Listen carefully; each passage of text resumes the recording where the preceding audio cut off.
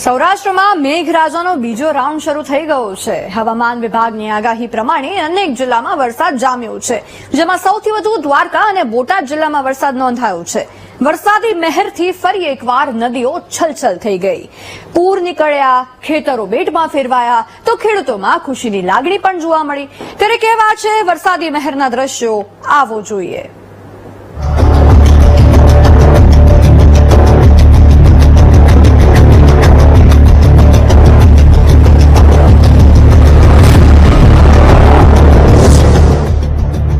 વરસી વાદળડી, છલકાયા ડેમ, આ તો કાળિયા ઠાકરની છે મહેર। દ્વારકા જિલ્લામાં ફરી એકવાર કુદરત મહેરબાન બની છે। જિલ્લાના ગ્રામ્ય વિસ્તારોમાં વરસાદનો બીજો રાઉન્ડ શરૂ થઈ ગયો છે, જેના કારણે ધરતીપુત્રોમાં ખુશી છવાઈ છે, કારણ કે વાવણી પછીનો વરસાદ ખેડૂતો માટે સોના સમાન હોય છે। આ દ્રશ્યો મોટા કાલાવડ ગામના છે, જ્યાં 4 ઇંચ વરસાદ પડતા જળબંબાકારની સ્થિતિ જોવા મળી।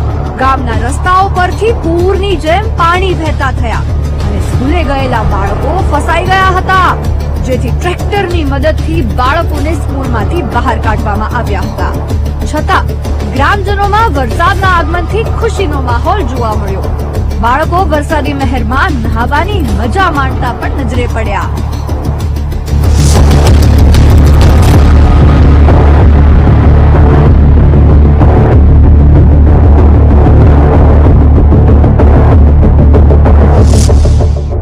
દ્વારકાના કલ્યાણપુર તાલુકાના ગ્રામ્ય વિસ્તારમાં પણ મેઘાની જમાવટ જામી છે।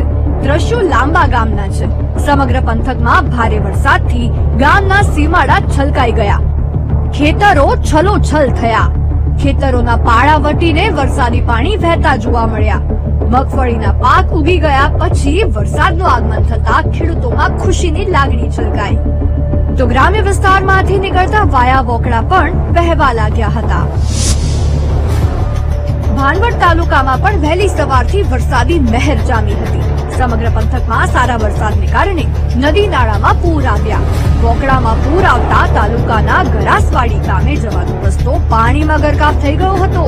કોઝવે પરથી પૂરના પાણી વહેતા ધોવાણ પણ થયું, જેથી ગ્રામજનોમાં ચિંતા જોવા મળી।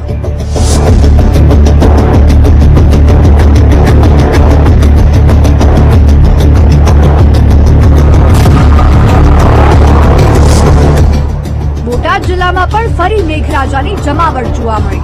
દ્રશ્યો ગઢડાના છે। બપોર પછી ગઢડામાં જાણે વરસાદ આંખું મીટીને વરસી પડ્યો। 1 કલાકમાં તો 2 ઇંચથી વધુ વરસાદ પડ્યો, જેના કારણે ગઢડાના રસ્તાઓ પાણી થયા। જ્યાં જુઓ ત્યાં રસ્તાઓ પર ઢીચણસમા પાણી દોડતા નજરે પડ્યા। કેટલાય વિસ્તારોમાં તો જાણે રસ્તાઓ પરથી પૂર વહી રહ્યા હોય તેવા હાલ પણ જોવા મળ્યા।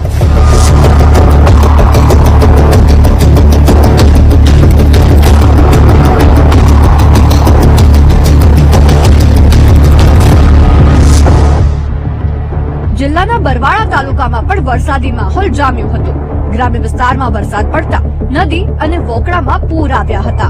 આ દ્રશ્યો વહિયા ગામના છે, જ્યાંથી પસાર થતી હિરણ નદીમાં પણ પૂર આવ્યા છે અને તે પૂરમાંથી કેટલાક લોકો જીવના જોખમે પસાર થતા જોવા મળ્યા। જો કે અહીં દર વર્ષે આ સ્થિતિનું નિર્માણ થાય છે, કારણ કે નદી પર બનેલ કોઝવે તૂટી ગયો છે, જેના કારણે લોકો જોખમ ખેડવા મજબૂર છે।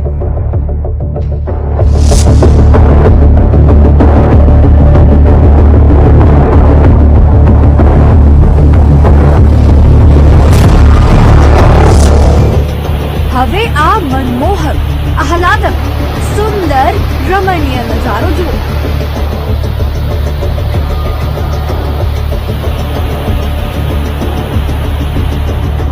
આ નજારો ધોરાજીના પાટણ વાવમાં આવેલ ઓશમ પર્વત પર આવેલા ટપકેશ્વર અને ધોબીપાટ ધોધનો છે। વરસાદી માહોલ વચ્ચે પહાડો પરથી ધોધ જીવંત થયા છે। પથ્થરો સાથે અથડાઈ ખડખડ કરતા પહાડો પરથી વહી આવતા પાણીનો રણકાટ લોકોને મંત્રમુગ્ધ કરી રહ્યો છે। આ સાથે જ લીલીછમ વાદીઓ લોકોને આકર્ષી રહી છે। આ બ્યુરો રિપોર્ટ, વીટીવી ન્યૂઝ।